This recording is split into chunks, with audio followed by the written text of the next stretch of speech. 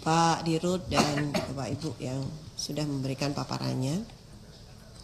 Bapak Ibu sekalian, silahkan kalau ada komentar dan pertanyaan kepada Pertamina. Saya mulai dari Pak Mufti Anam. Assalamualaikum warahmatullahi wabarakatuh. Terima kasih Bu Ketua. Yang terhormat Pak Dirut Pertamina, Pak Simon, beserta seluruh jajaran yang sudah hadir pada kesempatan hari ini.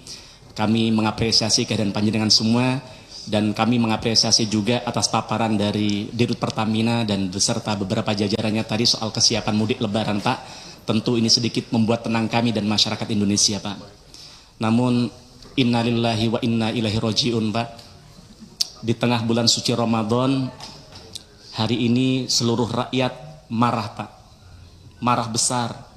Bahkan kami punya saudara, Pak, setiap hari, setiap ketemu kami selalu mengungkapkan kemarahannya. Mereka kecewa begitu mendalam terhadap Pertamina karena mereka merasa tertipu bertahun-tahun selama ini, Pak. Seperti yang telah kami sampaikan di awal bulan Desember yang lalu tentang kualitas BBM Pertamina yang dipertanyakan oleh banyak masyarakat kami, hari ini kekhawatiran kami di tahun lalu, Pak, bom waktu itu benar-benar meledak, Pak. Maka pada kesempatan hari ini, pada RDP kali ini, jujur saja Pak, kami sedikit kecewa. Kami tunggu-tunggu dari tadi paparan soal terupdate Pertamax oplosan, tapi tidak ada sebait kata pun yang menjelaskan soal itu di kesempatan pagi hari ini. Padahal kami menunggu-nunggu rapat ini dari berminggu-minggu yang lalu, sampai kami coba ingatkan di grup Komisi 6 dan sebagainya, dan alhamdulillah hari ini terlaksana, tapi juga tidak bisa mengurangi kegundahan kami dan masyarakat kami, Pak. Maka harapan kami korupsi yang sudah ditangani oleh kejaksaan, yaitu Pertamax oplosan yang katanya sudah merugikan negara lebih dari 1.000 triliun rupiah ini, Pak. Dan juga bahkan yang kemarin yang terupdate ditemukan juga adanya kontrak oplosan antara Pertamina dengan pihak swasta yang sudah berjalan sejak tahun 2017. Maka saya berharap ada penjelasan sejelas-jelasnya, Pak, nanti di akhir sesi ini, Pak. Karena jika benar, maka ini adalah orkestrasi kejahatan totalitas yang masif dan terstruktur, Pak. Dari hulu ke hilir yang sudah terjadi bertahun-tahun. Ini di mata kami bukan hanya sekedar korupsi yang merugikan negara, Pak. Tapi ini adalah korupsi yang merugikan, menyakiti dan mengkhianati rakyat kita, Pak. Bahkan tadi malam, Pak Simon, ketika kami mau tidur, Pak, kami mendengar satu berita yang di-share oleh kawan kami di grup Komisi 6, Pak. Menangis hati kami, Pak. Sama tahu di grup itu apa, Pak? Pernyataan dari Kejaksaan Agung bahwa mereka menemukan grup WA yang judul grupnya adalah orang-orang senang. Na'udzubillah min syarri dzalik, Pak.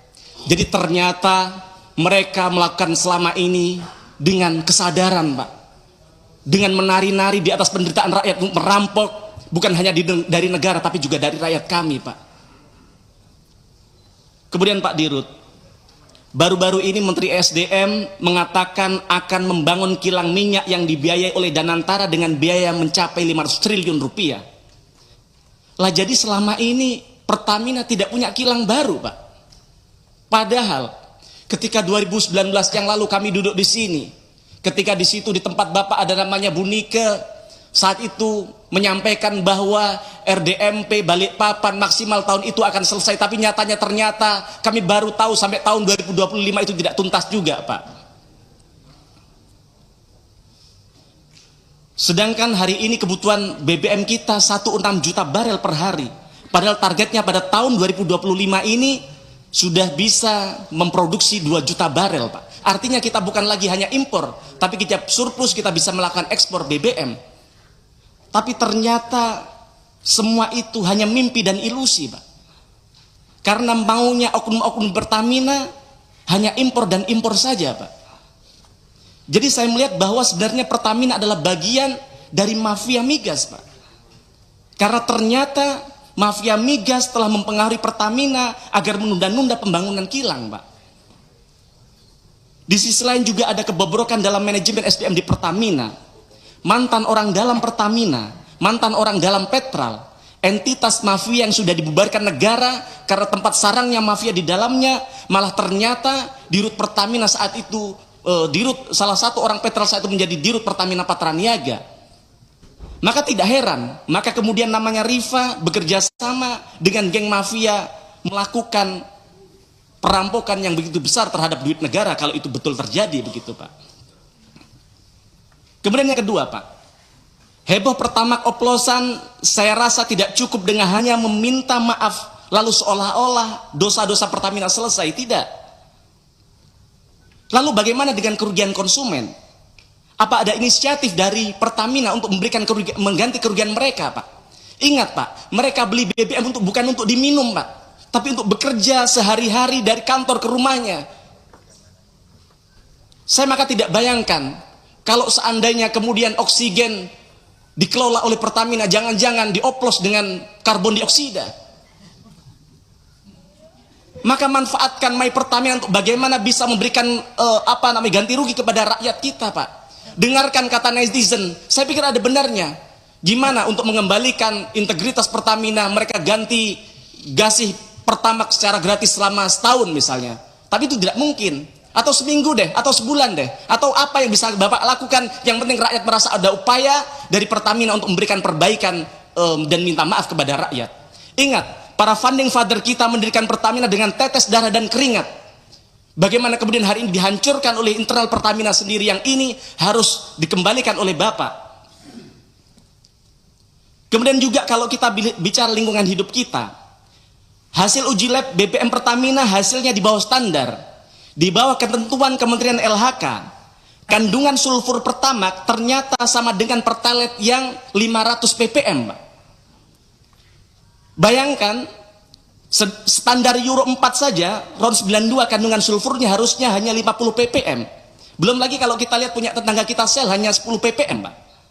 Maka bobroknya Pertamina dari segala sisi ini, Pak, dari SDM, teknologi, produk dan sebagainya, ini sangat merugikan berbagai sektor. Maka reformasi inset outset adalah urgent dan wajib untuk segera dilakukan. Kemudian yang ketiga, Pak, jika menilik betapa besarnya gaji yang diperoleh jajaran direksi Pertamina, lebih dari 1 miliar per bulan, setara dengan gaji dirut Coca-Cola, Pak. Bahkan kami cek setara dengan gaji CEO Google, yang merupakan perusahaan global dengan valuasi dan market yang memang mendunia. Bahkan itu kalau ditambah dengan tantiem, dividen, kemudian kompensasi finansial lainnya, maka THP yang diberikan kepada direksi Pertamina 4 miliar per bulan, jauh lebih besar daripada gaji Presiden Republik Indonesia, bahkan jauh lebih besar dari gaji Presiden Amerika Serikat Donald Trump, Pak. Ini amat sangat terlalu luar biasa. Maka seharusnya dengan angka sefantastis itu, direksi wajib bisa memberikan pelayanan terbaik, wajib bisa menghadirkan BBM berkualitas, wajib bisa memberikan BBM yang terjangkau untuk semua lapisan masyarakat, bahkan bisa membuat profit yang impactful bagi negara, harusnya. Tapi nyatanya apa? Malah merugikan negara dan melukai rakyat kita hari ini. Bahkan kalau kita lihat di laporan keuangan anak usaha Pertamina, yaitu Pertamina Patraniaga, kompensasi bagi manajemen kunci termasuk direksi dan komisaris mencapai 19,1 juta US dollar atau setara dengan 312 miliar. Bayangkan, duit sebanyak itu kalau dipakai untuk MBG misalnya, bisa memberikan makan kepada 31 juta anak kita, Pak. Atau kalau itu diberikan kepada para guru P3K, para CPNS kita yang diprank oleh negara hari ini, maka itu bisa mensejahterakan mereka sampai nunggu mereka menjadi PNS, Pak. Bukan bermaksud bagaimana, hanya mereminder, Pak. With great power comes great responsibility. Maka evaluasi manajemen beserta remunerasinya di BUMN ini sangat-sangat urgent untuk segera dilakukan.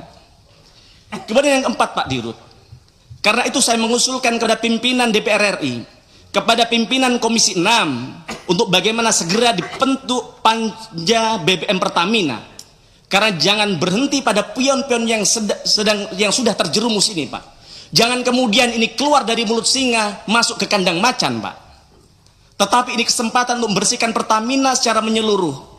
Maka nanti kasihan juga kepada Danantara ketika mereka harus memikul beban berat, karena ternyata Pertamina sebagai BUMN terbesar ternyata boncos dan gembos, Pak.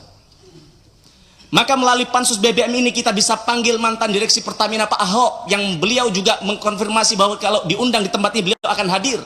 Kita akan undang mantan komisaris, begitu juga mantan dirut Pertamina Bu Nike, Begitu juga mantan dirut-dirut di era ketika dulu Petrol dibubarkan misalnya Pak.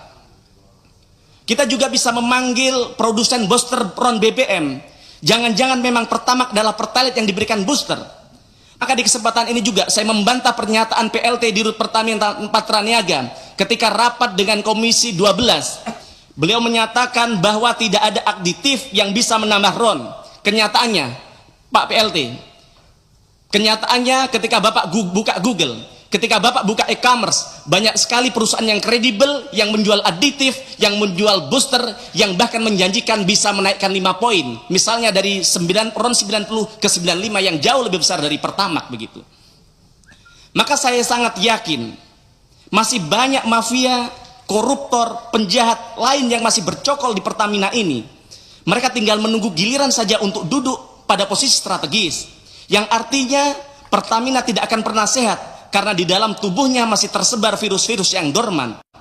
Sedang tidur dan menunggu time yang tepat untuk bangun, atau bahkan mereka bangun cuman belum ketahuan, Pak. Maka kami usulkan panja BBM Pertamina untuk segera dilakukan untuk mengusut dari hulu ke hilir, Pak. Untuk melihat siapa saja yang terlibat dalam proses pengoplosan ini, Pak. Maka Bapak harus belajar dari Presiden Georgia. Bagaimana Georgia, Pak? Saat itu adalah negara dengan polisi lalu lintas terkorup di dunia. Bagaimana kemudian dengan keberaniannya pemimpin Georgia mengambil satu sikap dalam semalam mereka memecat hampir seluruh polisi lalu lintasnya yang korup. Dunia kaget. Bahkan rakyatnya sendiri takut, Pak. Takut apa? Takut kemudian ada instabilitas keamanan karena tidak ada polisi lalu lintas lagi. Tapi jangan tahu hari ini Georgia menjadi salah satu negara yang sukses dalam memberantas korupsi. Yang ini harus Bapak lakukan, Pak.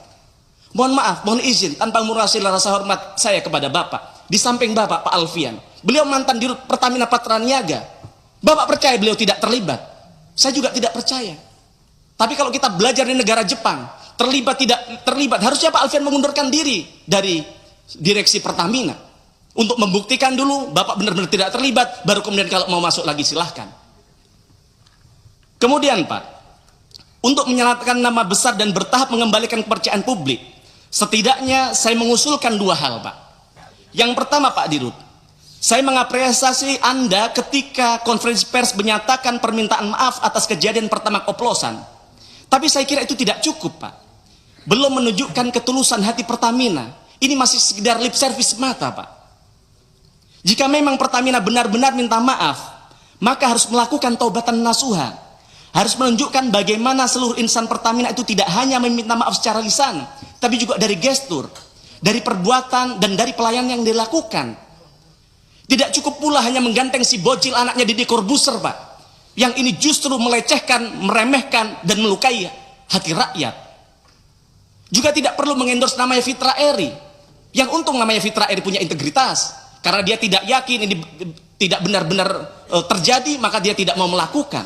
Tidak perlu juga bayar-bayar buzzer, Pak. Daripada anggaran Pertamina untuk bayar buzzer, untuk mengendorse anaknya Deddy Corbuzier, lebih baik uangnya untuk mengembalikan kerugian rakyat yang sudah mereka alami, Pak. Saya melihat perilaku insan Pertamina pasca Dirut minta maaf ya sama saja.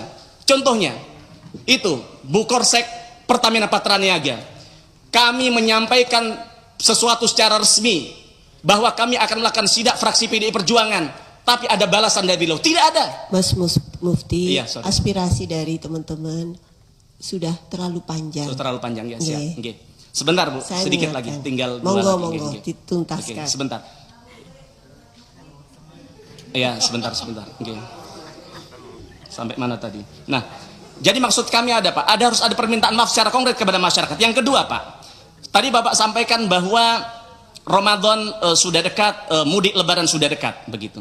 Maka harapan kami Pertalite jumlah stoknya harus ditambah, karena kita tidak tahu apakah masyarakat kepercayaan terhadap Pertamax sudah pulih. Karena kalau tidak, mereka akan menganggap bahwa Pertamax hanya Pertalite yang tidak antri. Maka jangan sampai kemudian nanti di lapangan mereka rela antri, yang kemudian stok Pertalite akhirnya habis begitu. Kemudian selanjutnya, Pak, saya minta komitmen dari Pak Dirut, berani dan mau tidak untuk input semua pengadaan di e-katalog LKPP, Pak. Karena kalau tidak, ya seperti kata saya tadi, ini hanya keluar dari mulut macan masuk ke kandang buaya. Itu saja, mohon maaf, Pak. ini bukan soal panjang dan lebar, tapi ini adalah soal nuansa kebatinan rakyat yang harus kami sampaikan di tempat ini. Matur nuwun. Assalamualaikum warahmatullahi wabarakatuh. Waalaikumsalam warahmatullahi wabarakatuh. Semua poinnya penting, Pak Mufti. Semua penting.